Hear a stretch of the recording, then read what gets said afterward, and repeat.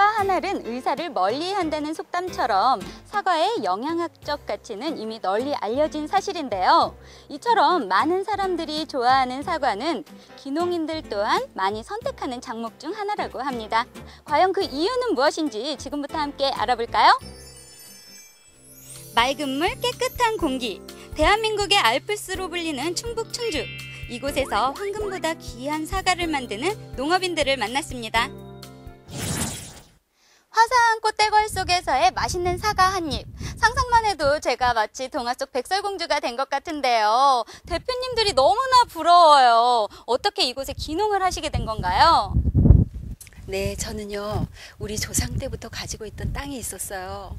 근데 거기 와보니까 몇 그루의 그 사과가 있어서, 아, 여기에 사과나무를 가꾸면 좋겠다. 직장 생활 하는 것보다 어쩌면 노후도 그렇고 더 나을 수도 있겠다. 그리고 저희가 또 자연을 좋아하니까 그렇게 마음을 먹고 이제 와서 짓기로 한 거죠. 네, 방금 말씀하신 최 대표님 말씀에 따라 저희 애기 아빠가 이제 직장을 다니고 있거든요. 그래서 이제 노후 대책을 위해서 앞으로 우리가 100세대 시대잖아요. 그래서 뭘 할까 생각하다가 저희도 사과를 좀 해봤으면 하겠구나 해서 귀농하게 되었습니다. 예, 저는 아버지가 우선 사과 농사를 하고 계셨고요. 근데 그 도중에 갑자기 아프시는 바람에 제가 2년 전에 귀농하게 되었습니다. 귀농해보니까 농촌 생활도 좋고 보람도 되고 좋습니다. 네, 그런데요. 제가 알기로는 사과나무는 묘목을 심고 한 4년 정도 있어야 수확이 가능하다고 들었거든요. 그렇다면 귀농 전에 굉장히 준비를 많이 하셨을 것 같은데요. 어떠셨어요? 사과가 이제 이렇게 좀 저희 같은 경우는 좀 있었어요. 네. 그래서 그거를 이제 정말 사랑하는 마음으로 잘 가꾸다 보니까 어떤 그 사과를 키우는 노하우가 생겨서 이제 옆으로 점점 묘목을 더 심기 시작했어요.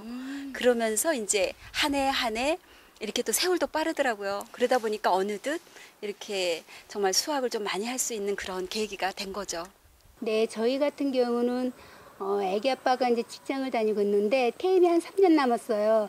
그래서 저희가 5년 전부터 미리 땅을 구입하고 그래서 묘목도 사고 해서 심은 지가 한 2년 됐어요. 그래서 저희는 아직 애기 나무예요.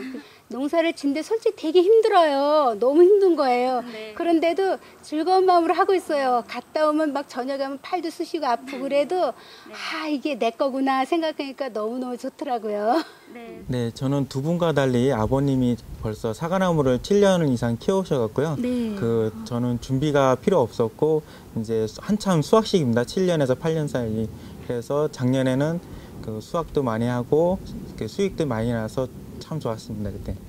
네, 그런데요. 사과 농사는 1년 내내 농번기라고 하잖아요. 정말 그렇게 일이 많은가요?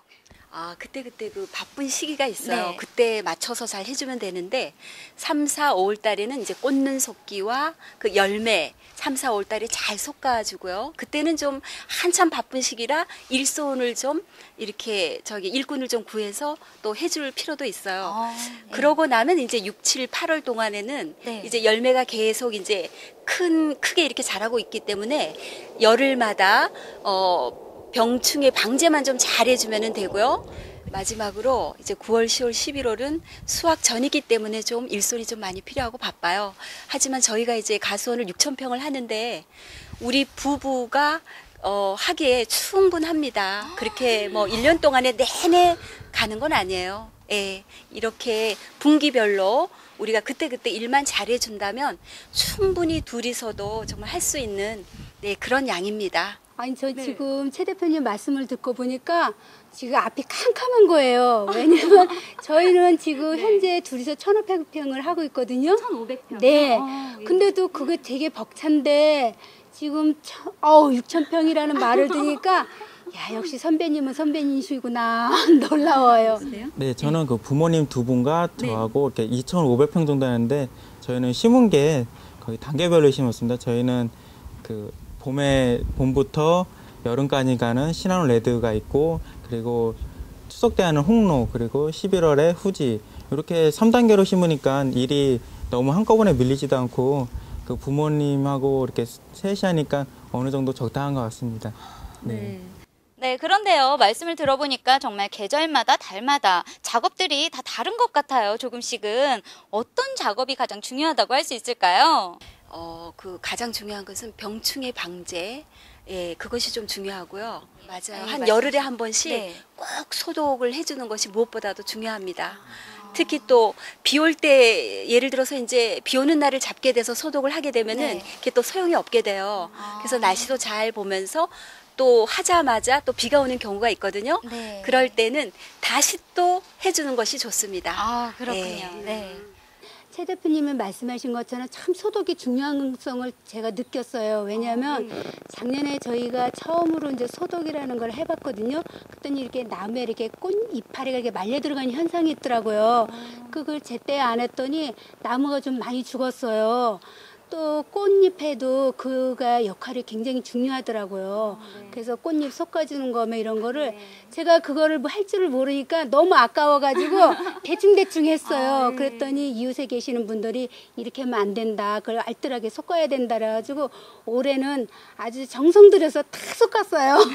네, 그 봄에는 적과가 중요하고 그리고 여름에는 이제 장마가 시작되면은 그 병충해도 이제 좀 더 심합니다. 그러니까 최초에 이제 소독을 14일 정도 했으면 그때는 이제 좀 땡겨서 한 10일 간격으로 하시는 게 좋고 그리고 겨울에는 그 전정 작업이라 해서 나무 가지치기를 합니다.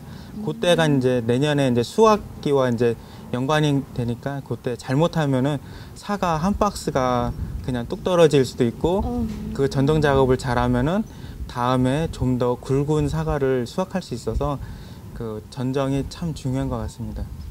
네, 대표님들 말씀을 이렇게 들어보니까요. 어떤 작업이 가장 중요하다 또 손꼽아 말을 할 수가 없을 정도인데요. 꽃속기, 병충해, 전정 다 너무나도 중요할 것 같아요. 우리 베테랑 최 대표님께서 많은 도움을 주셔야 될 것 같아요. 그 3월부터가 정말 중요한데요. 네. 많은 양이 그 가지에 그 사과가 되기 전까지 그 꽃눈들이 달리는데 미리 3월부터 좀 솎아주는 게 좋고요. 4월 말일쯤 되면서 열매가 이제 이렇게 달려요. 네. 또 열매 달렸을 때 또 그거를 솎아줘요. 그리고 이제 5월 달에 본격적인 적과가 들어가는데 이제 그럴 때는 솎아놓은 나머지에서 불량품을 좀 골라내면서 이렇게 해주는 게 좋아요. 그래서 저희는 한 벌 적과, 두 벌 적과, 세 벌 적과를 총 해요. 그래서 이제 마지막에 재적과라고 하는데 가장 마지막에 한 가지당 한두 개씩 사과를 저희는 놔두거든요.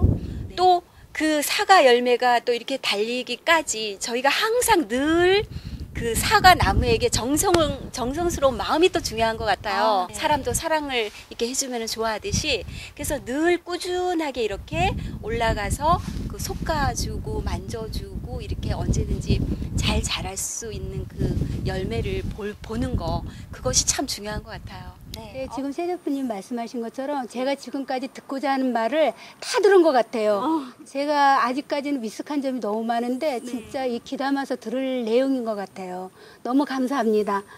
잘 부탁합니다. 네, 그런데요. 사과는 1년 내내 농사를 지어서 1년에 한 번밖에 수확이 안 된다고 하잖아요. 그만큼 자연재해나 병충해를 입었을 때 위험 부담이 클 것 같아요. 어떻게 대처를 하시나요? 저희도 2, 3년 전에 그 전국적으로 그 동해 피해가 와가지고 네. 많이 죽어서 정말 농민들이 정말 가슴 아픈 사연이 많았는데 네. 그래서 우리는 그것을 대비를 해서 그 농작물 재해보험을 드는 것도 참 중요해요. 저희 같은 경우는 복숭아 나무를 좀 더 심었어요.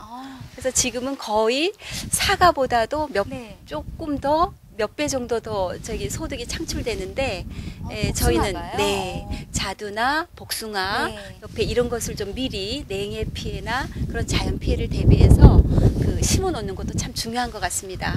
사과는 다른 작물에 비해 그 설도 있고 추석도 있고 그래서 약간 판매하는데 좀 수월한 것 같습니다.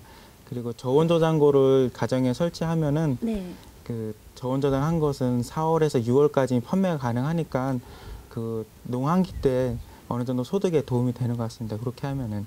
그런데요, 요즘은 또 사과의 맛도 중요하지만 예쁜 사과를 위해서 비닐 깔기 또 봉지 씌우기 이런 것들을 한다고 들었거든요. 세 분 대표님들은 어떻게 하시나요? 8월 달에 8월 말일경에 사과에다 또 이렇게 봉지를 씌워요. 그러면 색깔이 아주 너무너무 예쁘게 나고요. 네. 그러든가 아니면 그 나무 밑에다가 은박지를 깔아요. 네. 그래서 이렇게 색깔이 좀 더 밑에까지 위에서부터 밑에까지 나도록 이제 은박지를 까는 네. 경우가 있죠. 아. 네. 저도 그 대표님처럼 이제 네. 밑에 반사필링 은박지도 깔고 네. 봉지도 씌우고 그리고 저희는 또 사과주에 잎이 있으면은 그 이파리 부분 녹색으로 아직 그 빨갛게 안 됩니다. 그래서 사과 그 이파리도 잎따기도 하고 있습니다. 그렇게. 이렇게 사랑과 정성으로 또 귀하게 기르신 사과를 어떻게 판매하느냐 이 판로도 굉장히 중요할 것 같아요. 어떻게 판매를 하시나요? 그래서 저희는 2007년도부터 홈페이지를 만들었어요. 그래서 홈페이지를 만들어서 이미 사람들에게 홍보를 좀 많이 해줬어요. 그리고 워낙 또 저희 여기 사과가 맛있다는 소문이 났기 때문에 또 입소문으로 주문이 들어오면서 이제 그런 인터넷 판매를 하고 있고요. 네, 거기에서 저희는 거의 이 사과를 하면은 생산을 하면은 거의 택배로 나갑니다.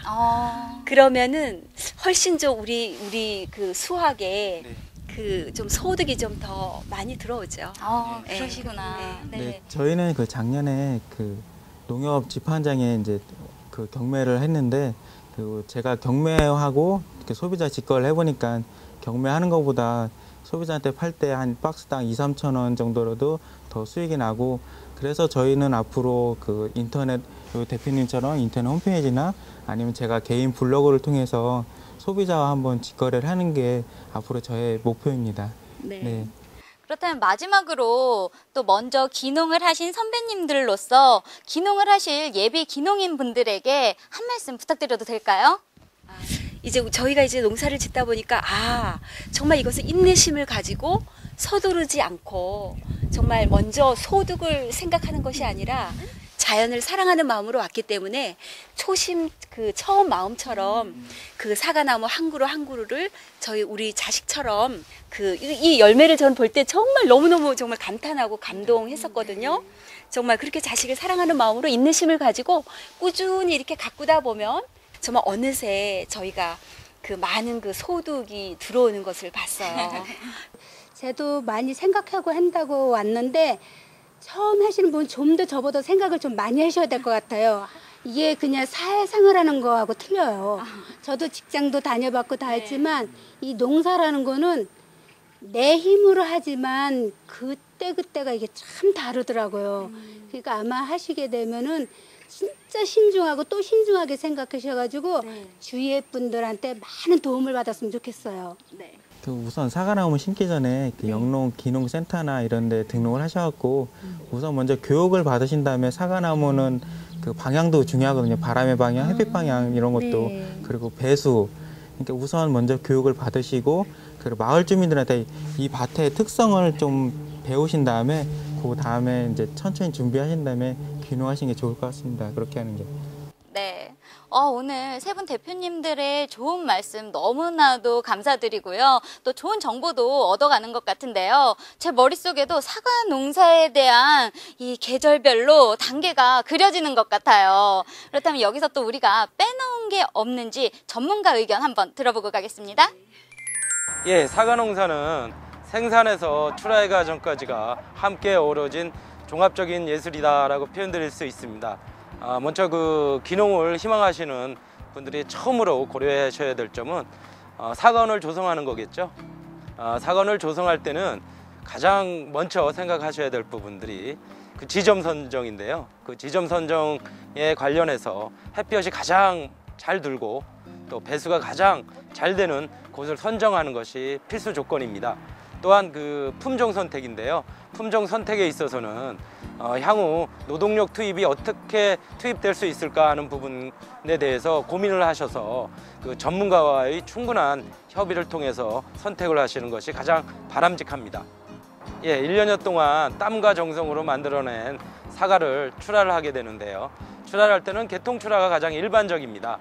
하지만 귀농인분들한테 좀 당부드리고 싶은 것은 사회생활을 하면서 갖춰진 인적 네트워크를 통해서 소비자 직거래라고 하는 출하 형태를 많이 구성한다라고 하면 연중 안정적인 소득원으로서의 어떤 창출이 가장 바람직한 형태가 아닌가라는 생각이 듭니다.